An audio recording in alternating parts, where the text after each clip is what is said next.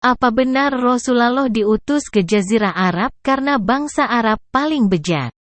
Sebuah aib besar kalau nanya, kamu mau berapa hari di rumah saya? Jadi kayak menunjukkan seakan-akan dia orang yang pelit. Nah, belum masuk udah ditanya mau berapa hari. Ini sifat-sifat terpuji yang masih ada di dalam diri orang-orang Arab. Jadi ada beberapa sifat terpuji yang ada di dalam diri orang-orang Arab pada saat itu. Mereka itu orang-orang yang ahlul wafa. Kalau nggak balas budi itu aib luar biasa. Mereka orang-orang yang pemberani. Pengecut itu nggak ada harganya saat itu Jazirah Arab.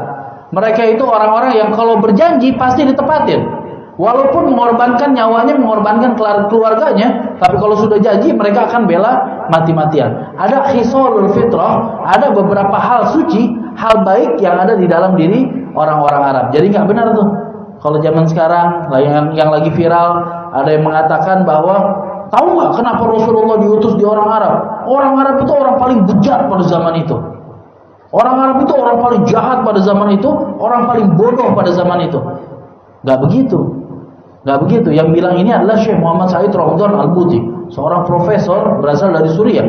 Beliau itu punya skripsi S1-nya dinamakan menjadi sebuah kitab dinamakan Fiqhus Sirah. Nah, di situ beliau jelaskan bahkan Syekh Mubarakfuri dalam kitabnya Kitab Sirah Nabawiyah yang ditulis oleh Mubarakfuri ini menang sebagai kitab sirah terbaik pada tahun 80-an. Nah, mereka mengatakan di dalam karya-karya ilmiahnya bahwa kenapa Allah utus Nabi Muhammad ke Jazirah Arab. Bukan karena itu paling bejat, bukan.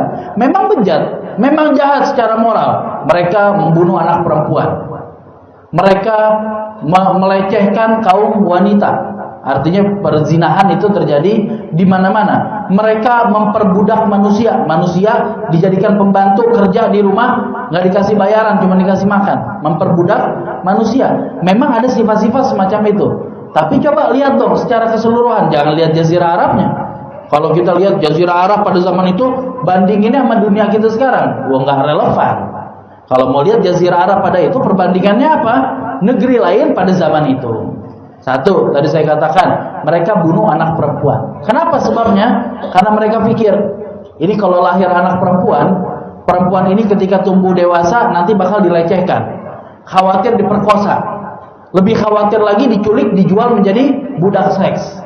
Sehingga ada kekhawatiran akan kejadian semacam itu, mendingan mati dia dari kecil daripada gedenya nanti menjadi korban. Ya, walaupun ini buruk, kita nggak bilang baik, walaupun ini buruk, tapi paling tidak dasar berangkatnya adalah dari kasih sayang. Itu satu. Yang kedua, dikatakan orang Arab ini adalah orang yang membiarkan pelacuran terjadi. Pelacuran terjadi di mana-mana. Bahkan dikatakan kata Sayyidah Aisyah, dulu zaman sebelum Islam ada macam-macam jenis pernikahan di Jazirah Arab. Di antaranya ada pernikahan namanya istibdo.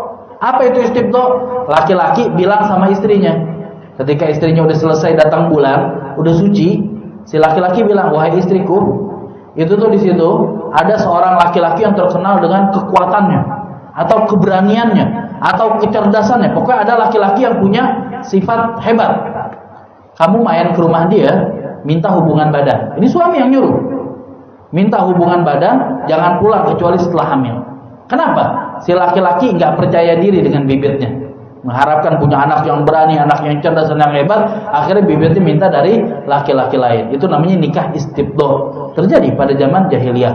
Yang kedua, ada nikah yang seorang perempuan memang dia pelacur, dia menempelkan bendera tertentu di depan rumahnya sebagai pertanda lelaki manapun boleh masuk. Nah, maka banyak laki-laki yang masuk. Ada yang di bawah 10, ada yang 10 ke atas, semuanya kumpul sama si perempuan ini.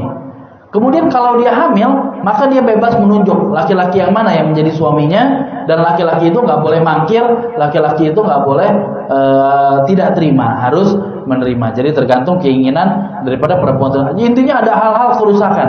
Tapi coba lihat di luar Jazirah Arab, dikatakan di negeri Cina misalnya, ada seorang kaisar, ya memang dia nggak mendatangi pelacuran, tapi dia mengambil perempuan-perempuan buat dirinya. Sampai ada satu kaisar dikatakan punya 1000 selir.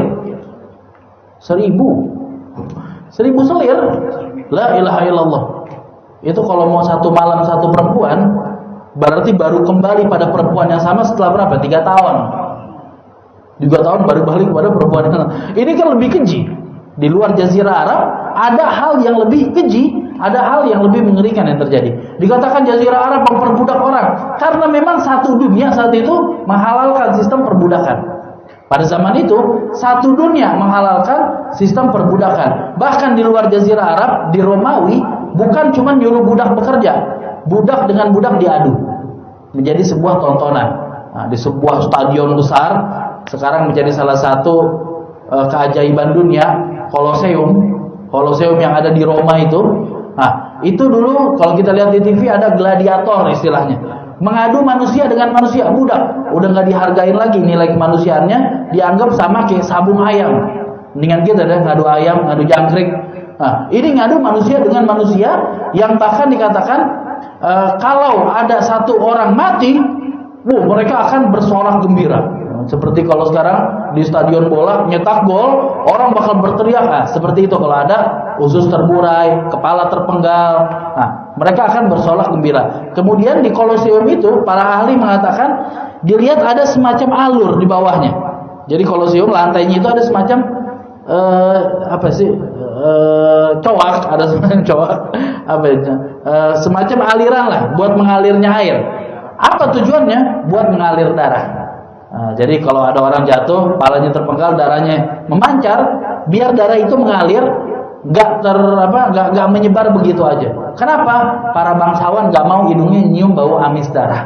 Nah, jadi biar darahnya cepat bersih, cepat serap ke bawah. Alhamdulillah, ini kan kebejatan yang jauh lebih parah ketimbang daripada Jazirah Arab pada saat itu. Jadi nggak tepat kalau dikatakan orang Rasulullah diutus di Arab karena orang Arab paling bejat, paling enggak tepat. Orang Arab masih punya sifat-sifat terpuji, itu satu. Yang kedua, Jazirah Arab ini kan padang pasir. Padang pasir berkilo-kilo. Padang pasir ribuan kilo luasnya. Dan dia terjepit antara dua imperium besar. Ada imperium Romawi, kerajaan yang besar dari bahkan sebelum Masehi. Ada imperium Persia yang jauh lebih lama daripada Romawi.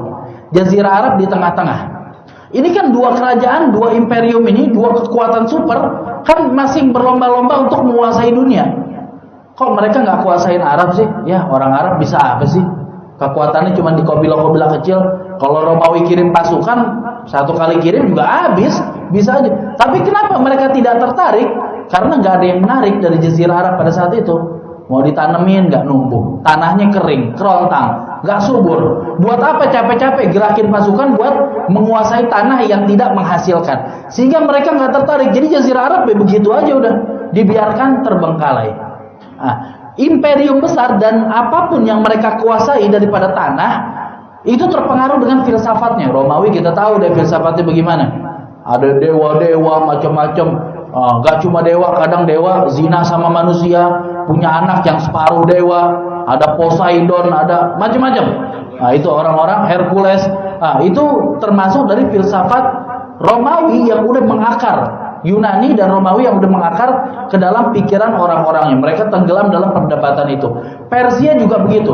Dengan dongeng-dongengnya, dengan khurafatnya dan lain sebagainya, mereka juga tenggelam dalam kesesatan pemikiran. Ini Jazirah Arab nggak pernah disenggol. Jadi kalau mau dibahasakan otaknya masih orisinil. Otak ini belum kecampur dengan segala macam cerita yang aneh-aneh. Mereka memang rusak secara moral, menyembah berhala, kaum pagan, tapi mereka otaknya masih orisinil. Sehingga ketika Islam datang, otak yang orisinil itu betul-betul mengakar diisi oleh Islam. Sebelum diisi oleh yang lain. Kalau sebelumnya udah terisi dengan filsafat dan lain sebagainya, mungkin Islam itu akan terpengaruh dengan filsafat yang udah ada. Tapi enggak, ternyata otak mereka masih orisinil. Islam datang sehingga para sahabat itu kita lihat bagaimana kuatnya mereka memegang ajaran Islam. Kenapa? Otaknya memang udah disiapkan untuk itu. Seakan-akan Allah persiapkan mereka untuk hal tersebut. Jadi enggak tepat sekali lagi kalau ada yang mengatakan orang Arab, Jazirah Arab itu karena saking bejatnya Allah kirim Rasul di situ. Nah, itu dulu. Itu sebelum tahun 1900-an. Para ulama kita belum meneliti secara mendalam. Nah, mungkin ada ungkapan semacam itu. Kalau sekarang ada yang ngomong kayak gitu, berarti ilmunya nggak update. Nah, ilmunya nggak update, bacaannya nggak update. Ala kulli hal.